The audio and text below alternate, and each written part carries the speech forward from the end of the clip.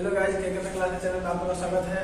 और आज आपके लिए 10 का मैथ लेकर आए हैं। इसमें हम लोगों ने अभी तक 1.1 का जो क्वेश्चन था वो बना चुके थे। अब आगे बढ़ते हैं तो चैप्टर आता है आपका 1.2 को पढ़ने से पहले हम समझते हैं कि अभाज्य गुणनखंड क्या होती है। अभाज्य गुणनखंड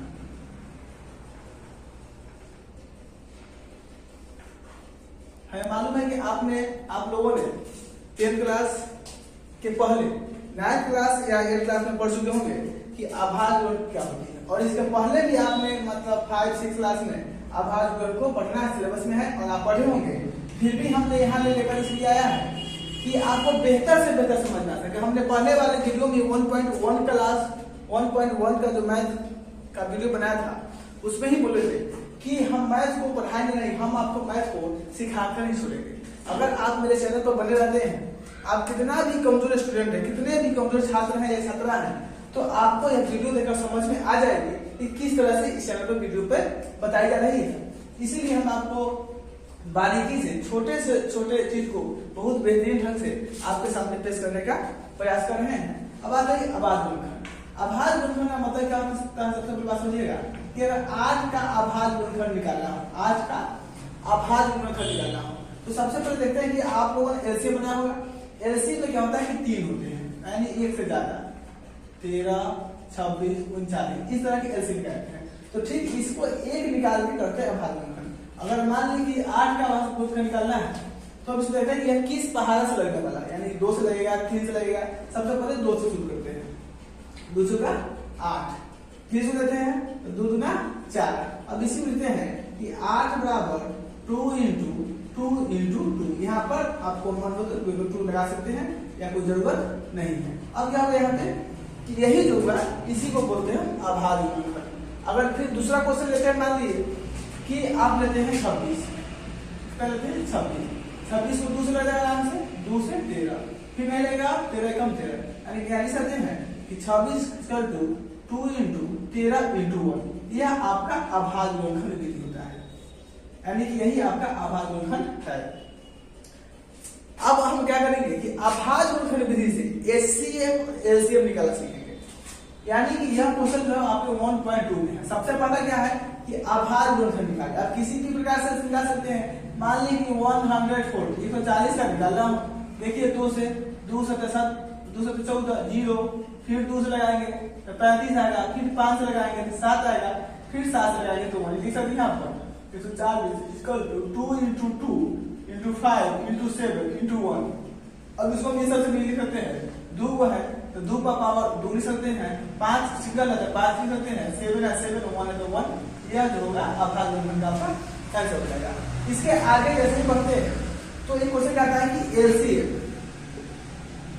एलसीएम और एचसीएफ, एलसीएम और एचसीएफ अभाज्य गुणनखंड विधि से निकालें।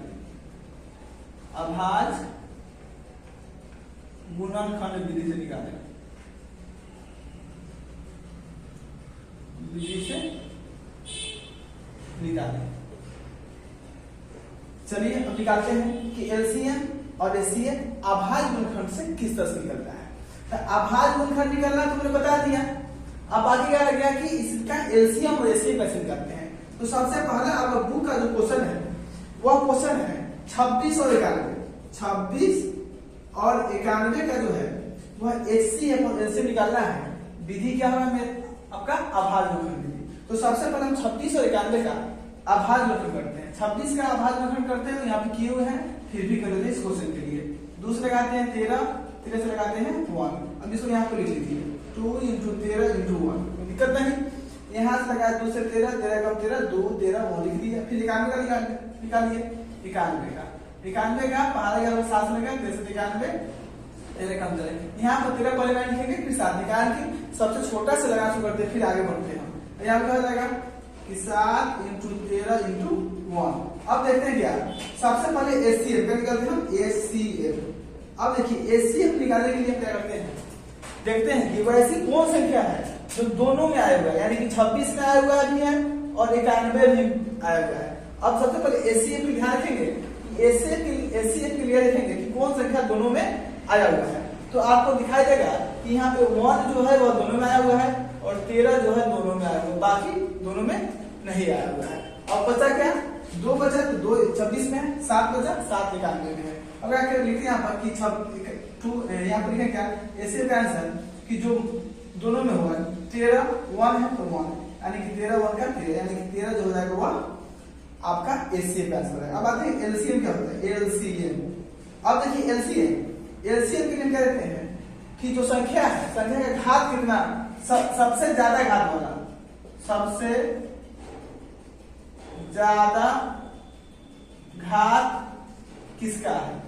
देखिए यहाँ पे किसी का घात ज्यादा नहीं, 13 एक बार आएगा, 2 एक बार आएगा, 7 एक बार आएगा, जो आएगा हम उसको लिख लेंगे, यानी कि 2 एक बार है, 7 एक बार है और 13 एक बार है, 1 एक बार है।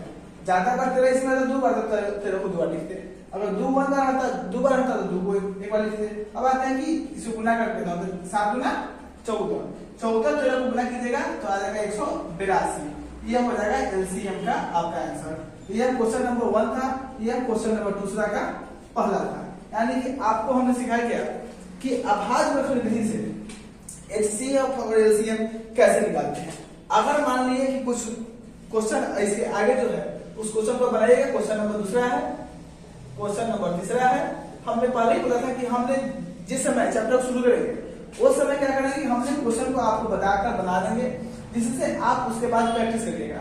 अगर फिर वीडियो देखने के बाद नहीं समझ आता है तो फिर हम पिछले वाले वीडियो की तरह इस क्वेश्चन को बनाकर आपके पास जरूर भेजेंगे। अब आते हैं क्या कि हमने एचसीएफ एलसीएम निकालना सीख लिया।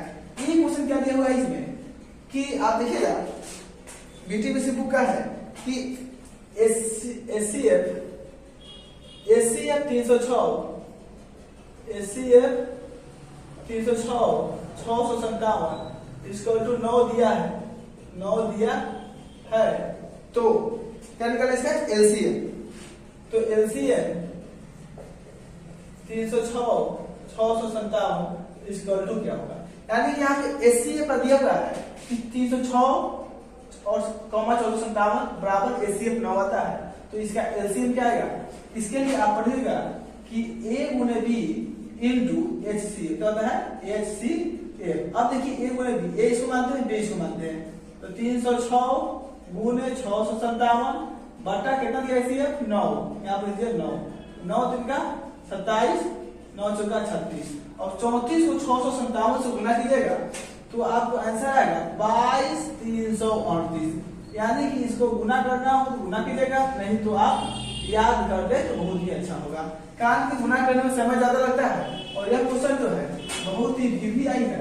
यह क्वेश्चन 10th के मैथ के लिए जो कि ऑब्जेक्टिव में बार बार पूछे जाने वाला यह प्रश्न है। इस तरह से 1.2 जो है आपको एलसीएम और एचसीएम सीखना हमने सिखाया था ना।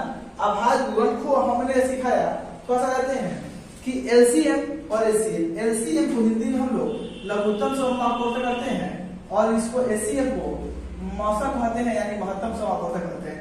इसको हिंदी में लौसा कहते हैं और इसको महत्तम को एचसीएफ को महत्तम या मौसम कहते हैं। तो अगर वीडियो आपको अच्छी लगी हो तो वीडियो को लाइक कीजिएगा, कमेंट कीजिएगा, ज्यादा से ज्यादा शेयर कीजिएगा, जिससे 10th क्लास के विद्यार्थी